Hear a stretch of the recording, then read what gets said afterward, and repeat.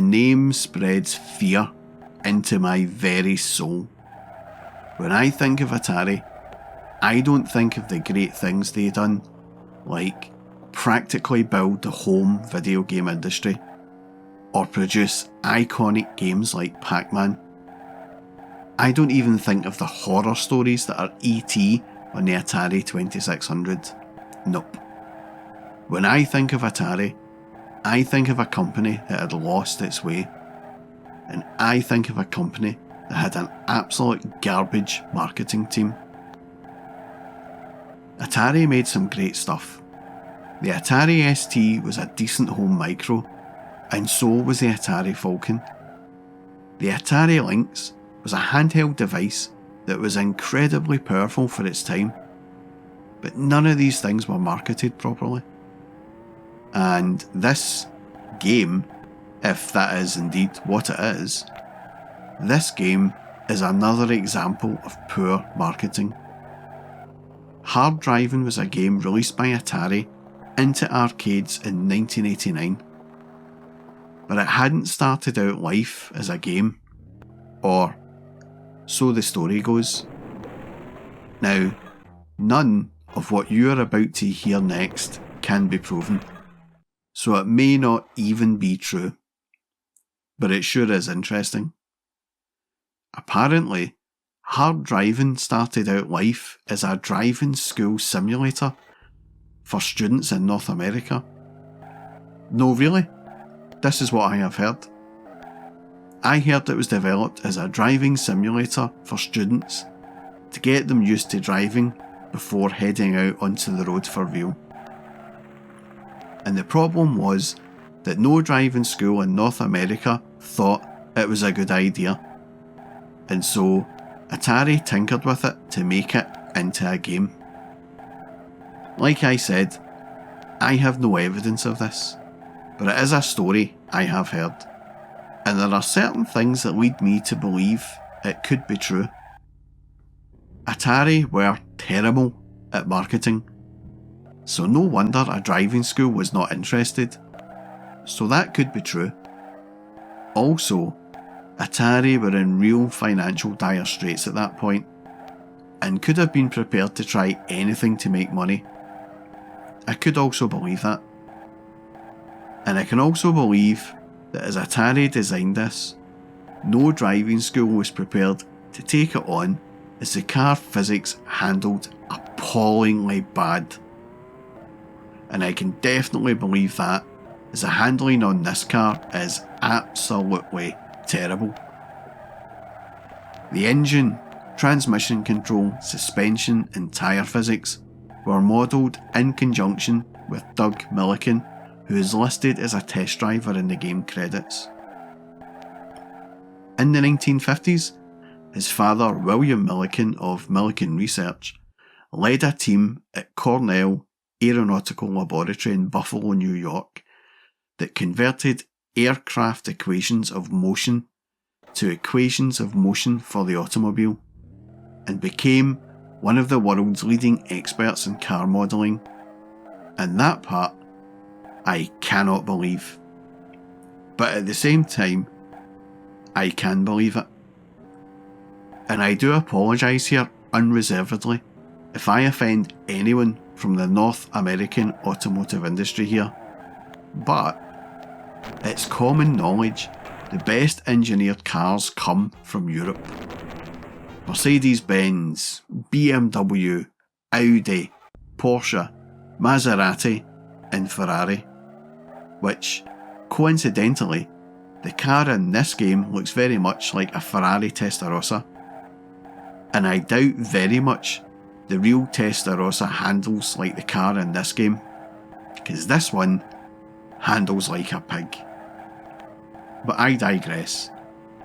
Let me get back to the game.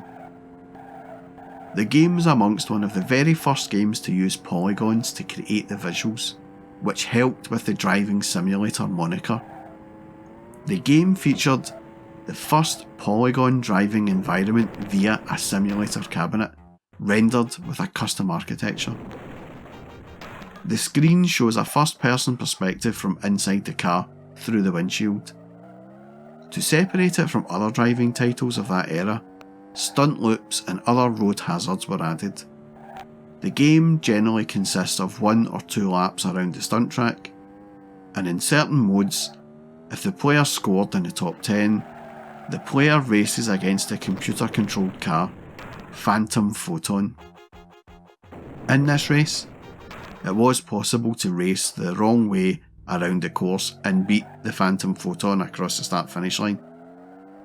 The game challenges the players in a daredevil fashion and broke away from traditional racing games like Outrun or Pole Position. A notable feature of the game is the instant replay display that is presented after a crash, which sets hard driving apart from most driving games of its time, which normally, after a crash, would just put the player back on the road, stop, and let them accelerate again. Before resuming play after a crash, hard driving would run an approximately 10-second animation captioned instant replay, which showed a wide aerial view of the movements of the player's car and surrounding vehicles leading up to the crash, with the player's car always centred on the screen. During the replay, the player could not change the action on screen, but the replay could be aborted to immediately get back to active gameplay. The replay would continue for about 2 or 3 seconds after the crash, showing a polygon-rendered fireball in the movement of the car, including any spinning, flipping or bouncing off the struck obstacle. The replays add to the appeal of the game, and actually add a motivation to crash in spectacular ways in order to see them played out from the aerial view. And that is the only appeal to this game: the crashing. I just didn't really get the appeal of this game at all. Not ever.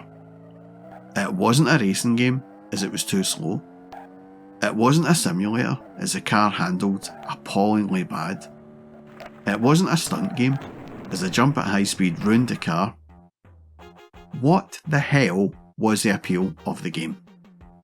And it wasn't cheap either. It was like £1 a go. A whole quid to slide around on what must have felt like a skid track. I remember mates who boasted that at 14 years of age, they could easily drive a car. 20 seconds on this game would have them rethinking their bold statements. This game was rubbish. But that didn't stop software houses buying up licenses to produce the game, and over time it would get ported over to just about every format imaginable.